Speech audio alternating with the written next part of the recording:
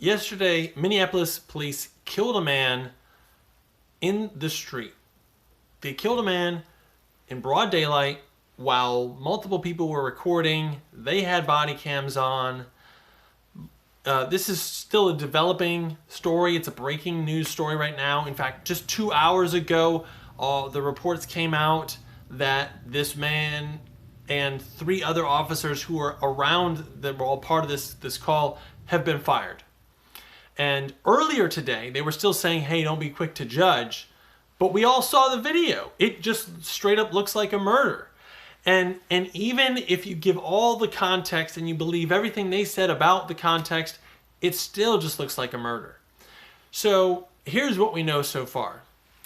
So police were responding to a forgery in progress.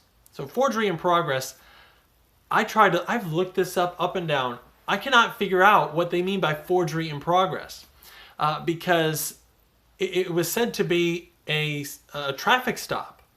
And forgery in progress, that's like cashing a bad check, or maybe they had a false bill and they were trying to give a fake bill to a store.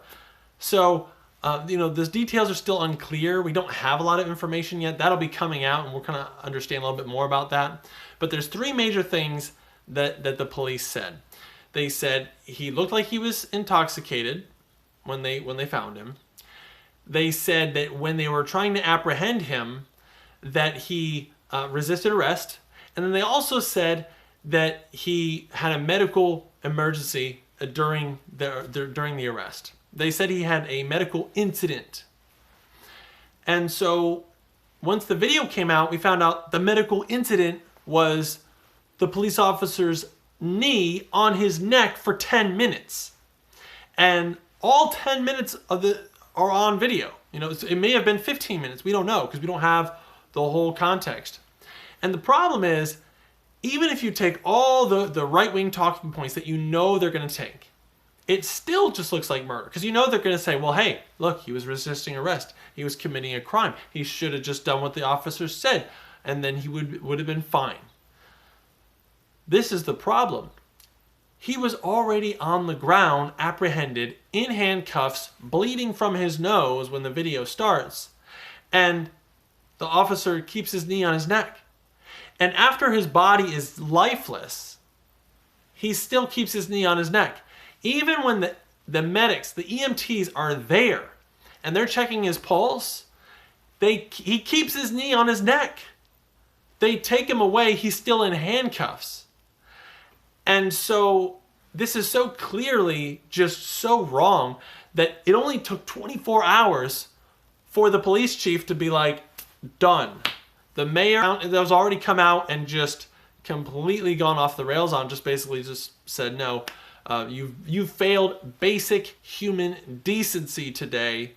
And he also said that being black shouldn't be a death sentence in America. So really strong words, and the mayor is, I think he's right to say it.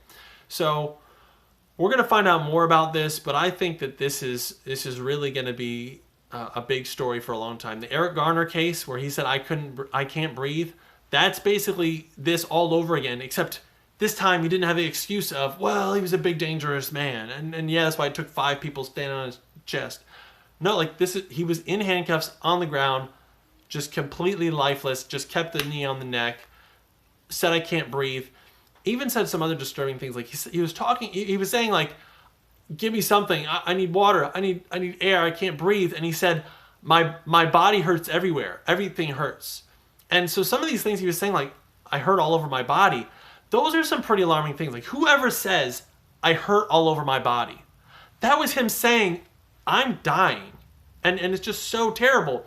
And one of the things that just is just so baffling is that this officer was doing this, like, thinking like, what, this is not going to end badly? You have people videotaping you, you have the knee on the neck. Do you not realize that you're going to cause your own life to be upended by all this? Like, even if you're just selfish and just trying to worry about number one, still, why would you do it? Like, do you not know that the neck brings vital blood and oxygen to the brain? Just absolute stupidity. It just seems just so horrible. Just I can't even, I don't know. I guess I'm out of words. It's just, it's so terrible. And the disgusting part is, I know I'm going to see Facebook posts about people defending this, and there's just nothing to defend. Because, even if you were a prisoner of war, being treated that way would still be illegal, and it would still be murder to kill them. Even if you take the police at their word, and you say, yeah, he was resisting arrest, he was drunk, and you had to apprehend him. Okay, but you didn't have to keep your knee on his neck for 10 minutes.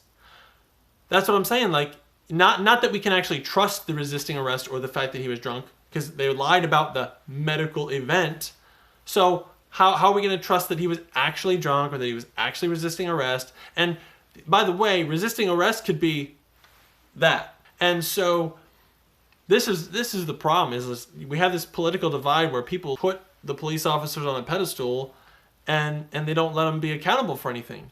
I mean, look, I've known a lot of police officers in my time.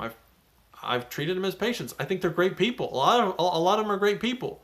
But that doesn't mean they have a license to do anything. It doesn't mean they're above the law. So you guys tell me, what do you think? And we'll probably be doing another video on this shortly, because we don't have all the facts yet. So we'll see. I will see you guys in the next video.